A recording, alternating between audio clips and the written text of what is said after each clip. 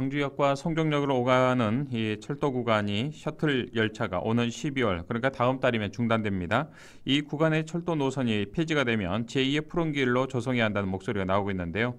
남광주역은 경전선의 이설로 역이 폐쇄된 이후에 폐선 부지를 푸른 길로 조성해 시민들에게 돌려줬죠.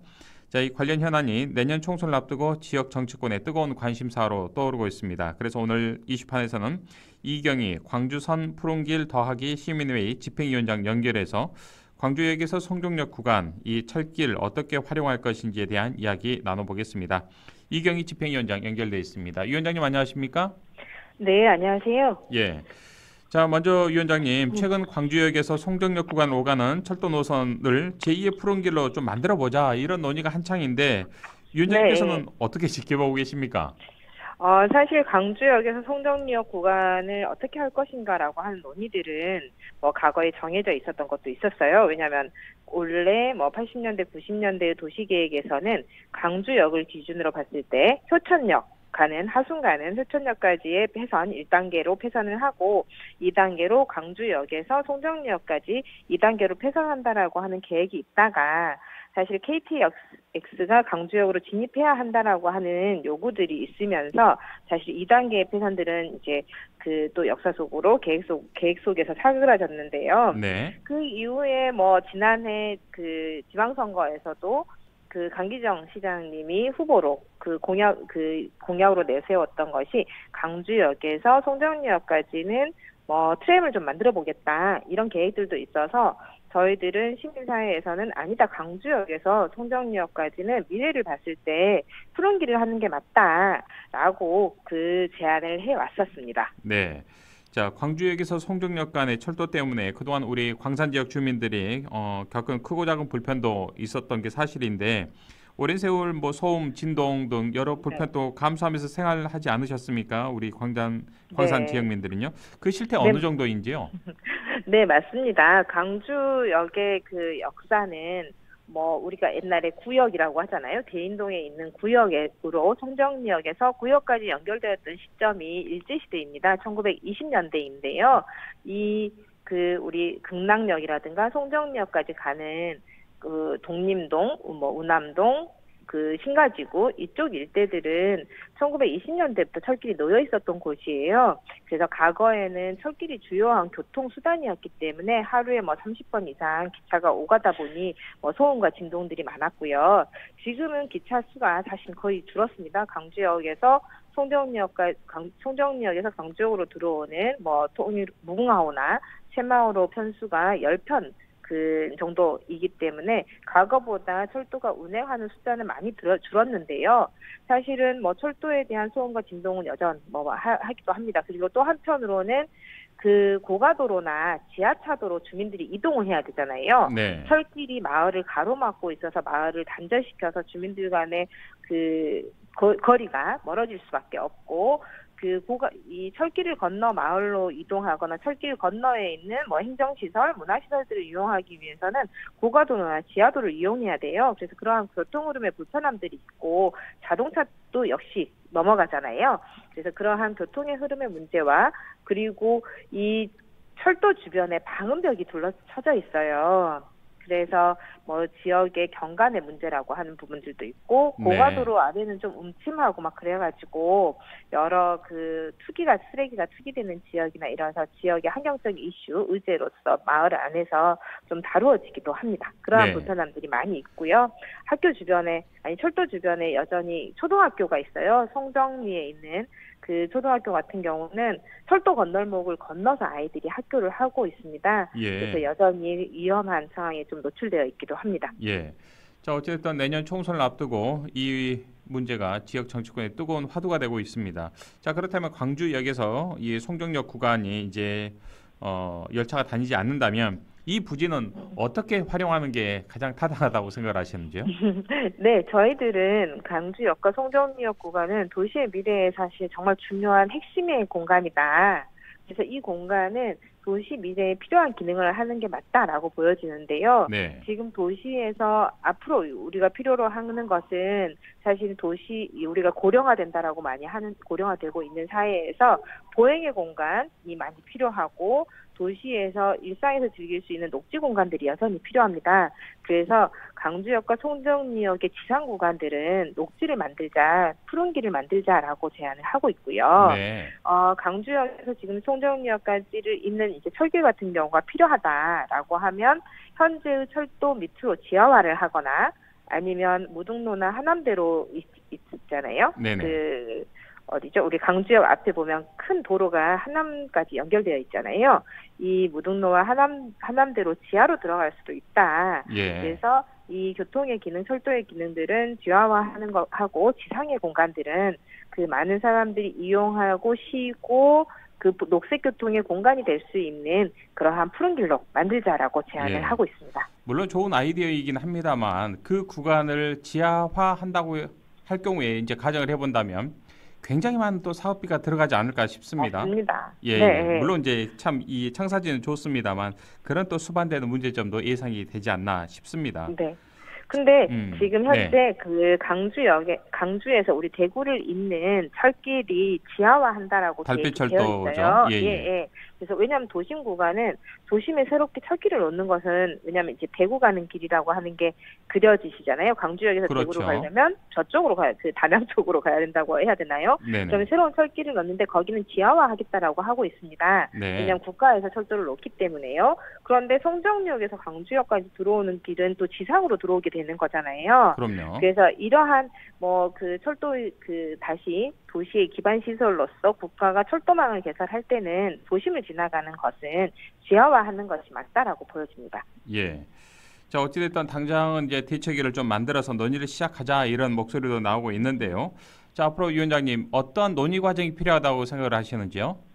네, 뭐 철도망의 그 개편이라고 하는 게 새롭게 만들고 그 공간들을 어떻게 활용할 것이냐라고 하는 것은 당연히 지역 주민들이 이 철도를 어떻게 활용하는 것이 가장 좋겠다라고 판단하고 합의하는 것들이 1차적으로 가장 중요하다라고 보여집니다. 그래서 지역 내에서 사실은 과거 강주역이 현재 원래는 폐선하기로 되어 있었던 도시계획 시설인데요. 도심 안에 철도가 들어옴으로써 여러 주변 지역의 개발의 장애라든가 교통사고라든가 시민들의 생활에서 일상생활에서의 불편함 때문에 이설하기로 했던 철도가 현재 존치되어 있는 가장 큰 이유는 사실 이걸 KTX역으로 활용하자라고 했던 주장이었습니다. 네. 그런데 결론 강주역에 KTX가 못 들어왔잖아요. 거의 그 기능이 이제 유명무실하다 사라졌다 그렇죠. 해도 과언은 아니죠. 예. 사실 대승적인 상황에서 어떤 면에서는 이게 북부와 동부 지역에 있는 주민들에게는 송정역까지 철도를 이용해 가기 철도 KTX나 철도를 이용하기 위해서 송정리역까지 가는 불편함이 있잖아요. 그래서 이런 부분들을 감내하고 함께 나눌 수 있는 목표를 찾아가기 위한 합의하는 과정, 서로 이해하고 도시의 미래를 그려가는 과정들이 중요하다라고 보여집니다. 네, 시민들의 좀 물론 지혜를 시민 당사자가 그러니까요. 시민들이 예. 직접 이 논의에 참여해야 사실은 합의에 나갈 수 있고요. 어느 편에서는 또 양보도 필요하다라고 보여집니다. 네. 자, 그래서 이제 이게 좀 유사한 그런 사례가 바로 푸른길 공원 조성이 이제 벌써 20년째를 맡고 있는데 당시에 우리 이경희 위원장님께서도 네. 굉장히 또 열심히 환경운동연합에서 활동을 하시면서 다양한 활동을 하셨던 당사자로서 소감이 어떻습니까? 벌써 20년을 맞았네요. 아우, 그 마음이 뿌듯하고요. 네. 아직도 그 시민들 중에 그리고 주민들 뭐 푸른 길에서 만나거나 아니면 푸른 길을 걷다가도 정말 푸른 길 만들어줘서 고맙다 뭐 이런 이야기들도 하시고 전화도 하시는데요. 사실 제가 만든 건 아니고 정말 아까 정말 시민들이 같이 합의하고 만들어가는 게 중요하잖아요. 네네. 푸른 길 같은 경우도 시민들이 어느 날 갑자기 하늘에서 떨어진 선물이 아니에요. 시민들이 끊임없이 토론하고 합의하고 또 그 과정에서 양보도 있었고요. 예. 왜냐하면 각각이 지역마다 이해관계가 다를 수밖에 없잖아요. 그래서 이런 그 과정에서 시민들이 함께 만들어오고 함께 창조했던 공간으로서 사실은 모든 시민들이 주인인 공간입니다. 예. 자, 지금 청취자 여러분께서는 이경희 광주 선푸른길 더하기 시민회의 집행위원장과 이슈판을 생방송으로 듣고 계십니다. 자, 5086번을 쓴 애청자님께서 위원장님 만나 뵙게 되어서 반갑습니다. 그동안 광주역과 송정역을 잇는 철도에서 나오는 소음으로 인근 주민들이 불편을 많이 겪었다고 들었습니다. 이곳에 푸른길이 조성돼 인근 주민들이 보다 좋은 환경을 선물 받았으면 좋겠습니다라는 문자 의견 보내주셨고요. 2610번을 쓴 애청자님께서는 저는 실제 광산구 주민입니다. 기찻길 바로 옆에 살지는 않습니다만 가끔 멀리서 기차 소리가 들릴 때 시끄럽다는 생각을 한 적은 있는데요. 자, 이 구간이 푸른 길로 만들어진다면 정말 좋을 것 같습니다. 그렇지 않아도 요즘 환경 이슈가 커지고 있는데 녹지가 많아지면 환경도 지키고 주민들의 만족도도 커지지 않을까 생각합니다. 라는 의견 보내주셨습니다. 한 말씀 주시겠습니까, 위원장님? 여러 또 생각들 많이 하시군요. 네. 지금 그러니까 북구 지역 같은 경우는 철도변 주민들이 대책위를 꾸려서 활동을 하고 있습니다. 그래서 과거부터 이게 폐선하기로 했던 길들이 왜 아직까지 폐선되고 있지 않느냐. 우리 그 30년, 40년, 50년 나 죽기 전에 철도가 폐선되는 모습을 보고 싶다라고 하는 열망을 가지시고 힘 모으시는 주민들이 있으시고요. 시민들도 사실은 이미 경험해봤던 푸른 길이 확장되는 것들이 중요하다. 많은 분들이 공감해주고 계십니다. 그래서 사실 정치권이나 그리고 지역에 우리 그 책임을 지시는 많은 정책 결정권자들의 그 노력들이 많이 필요할 것 같습니다. 더 많은 관심들을 가질 수 있도록 시민들이 또 요구하시고 함께 행동해 주시는 거 필요할 것 같습니다. 예, 다시 푸른길 공원으로 돌아와서요. 20년 전에 푸른길 공원 이게 좀 가장 먼저 이거 어떻게 시작됐는지 당시 상황 한번 회상해 주시면 좋겠습니다. 네, 1998년으로 올라갈 것 같은데요. 굉장히 오래됐군요. 네. 1997년부터라고 해야 될까요? 1997년 12월에 철도변에 살고 있는 주민들이 한 200여 명이 광주시의회에 청원을 했어요. 철도는 이미 폐선하기로 약속이 되어 있었고요. 1995년부터 도심철도를 이설하는 공사가 시작이 됐습니다. 그래서 우리 하순에서 들어오는 효천역에서 서강주역, 송정리역을 잇는 철길이 공사가 진행이 되고 있었는데요. 주민들이 1997년에 왜 시의회에 청원을 했었냐면 강주시에서는 이 철도가 폐선이 되고 나면 이 부지에 도시철도 2호선을 짓겠다. 그래서 도시철도 2호선에 고가 경전철을 만들겠다라고 하는 구상이 알려진 거예요. 그래서 주민들이 그걸 먼저 아셨어요. 그래서 주민들이 1997년 12월에 시의회에 아니다, 폐선 부지는 녹도로 만들어달라 이렇게 요구를 했고요.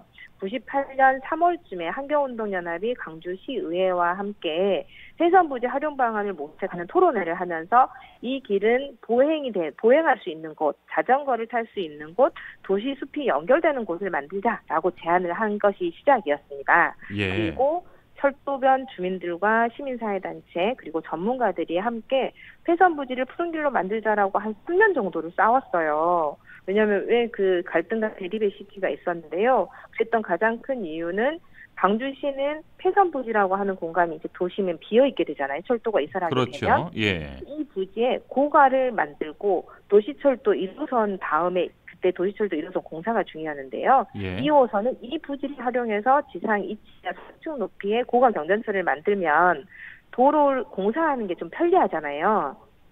2호선을 공사할 때 공사의 수월성 그리고 토지를 확보할 수 있는 편리성 이런 것들이 있기 때문에 폐선 부지를 부지를 활용해서 경전철을 만들겠다. 이렇게 한 3년 정도 계속 생각을 해 나가게 됐고요. 저희 시민사회단체나 지역 주민들은 한 3년 정도 그 당시 계림동 시청이 계림동에 시청이 있었는데요. 시청 앞에서 폐선 부지는 경전철이 안 된다. 푸른 길을 하자.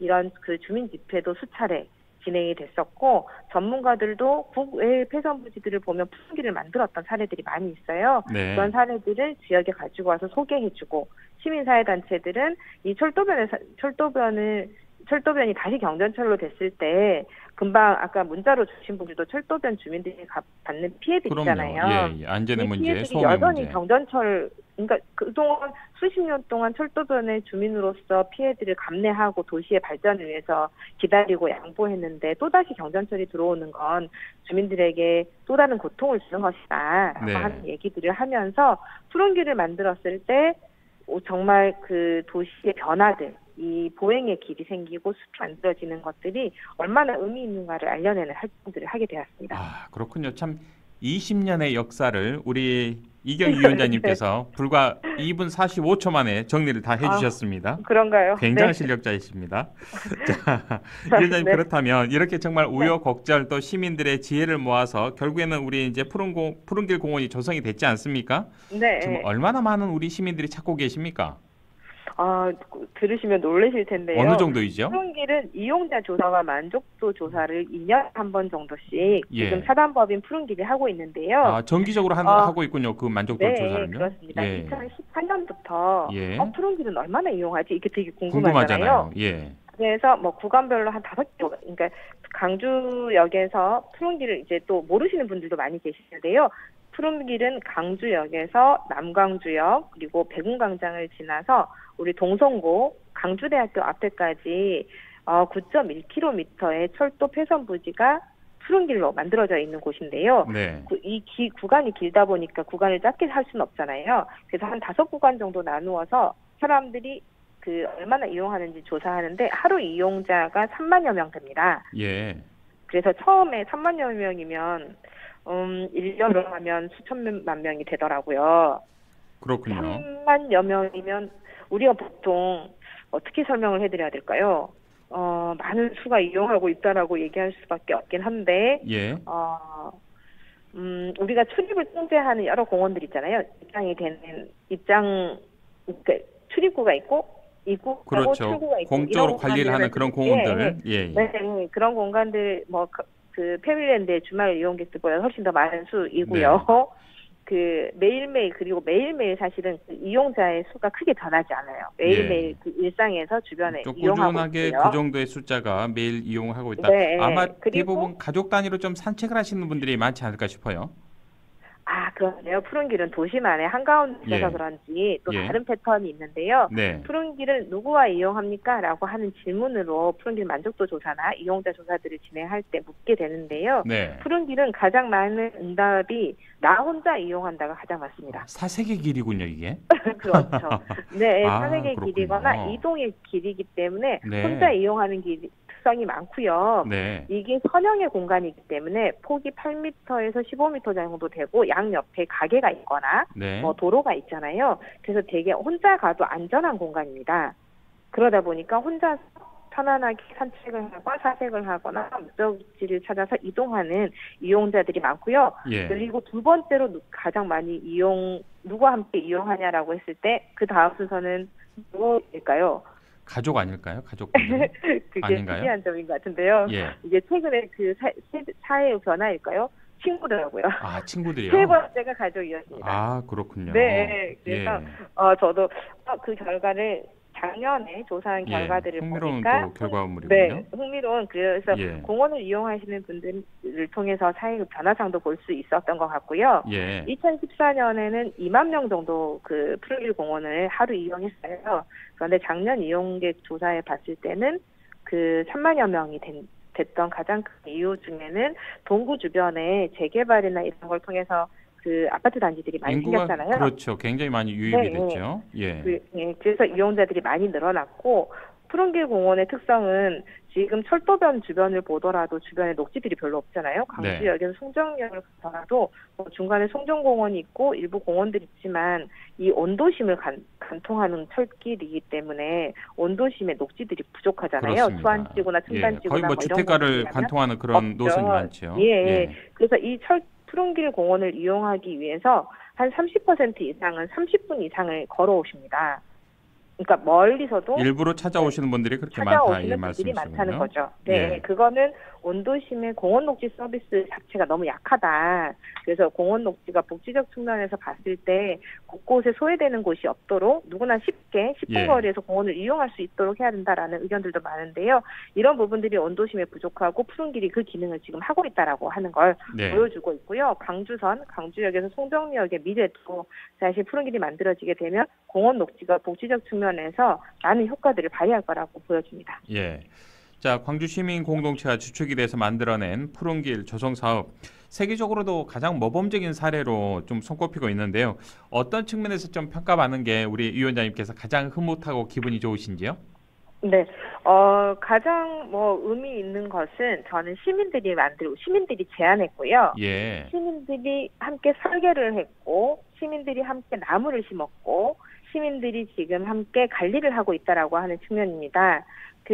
도시 폐선 부지를 푸른길로 결정하는데도 시민들이 주도해서 요구했고요. 시민 참여의 설계로 곳곳에 강장을 어디에 줄까, 어떤 나무를 심을까 이런 설계를 하는 과정에서도 시민들이 그 역할을 할 수 있도록 전문가들이 도와주고 네. 행정도 그 협력해주고 했고요. 그리고 푸른길 100만 그루 헌수 운동을 통해서 시민들이 뭐 작게는 10,000원에서부터 크게는 뭐 더 큰 돈까지도 그 본인의 주머니를 털어서 푸른길에 누군가를 위해서 그리고 다른 세대를 위해서 이웃을 위해서 나무를 심었다는 점, 그리고 지금은 푸른길 공원에 해설사들이 있고요. 푸른길 공원에 가드너들이 있습니다. 그래서 곳곳에 비어있는 땅들을 정원으로 가꾸는 활동들도 하고 있고 푸른길을 찾는 이들에게 푸른길의 역사와 시민 참여의 의미들, 도시숲의 공간들을 해설하고 있는데요. 이런 전 과정에 시민들이 함께했다는 것이 가장 큰 의미라고 보여집니다. 자, 제2의 푸른길 공원 조성을 위해서 또 앞장서고 적극적으로 나서고 계시는데요. 자, 오늘 인터뷰를 좀 정리하면서 방송 듣고 계신 우리 시민들에게 당부의 말씀 그리고 앞으로 계획에 대해서 짧게 한 말씀 듣겠습니다. 네, 지금 푸른길이 조성 공사를 시작한 지는 20년, 푸른길을 결정하고 요구했던 지는 한 24, 5년 정도 되는데요.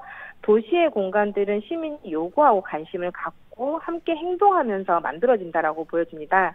그래서 누군가가 강주선 푸른길 역시도 우리가 요구하고 우리가 함께 상상하고 함께 행동할 때 우리의 옆으로 다시 또 제2의 푸른길이 되어서 돌아올 것이라고 생각됩니다. 많은 관심과 함께 행동해 주셨으면 좋겠습니다.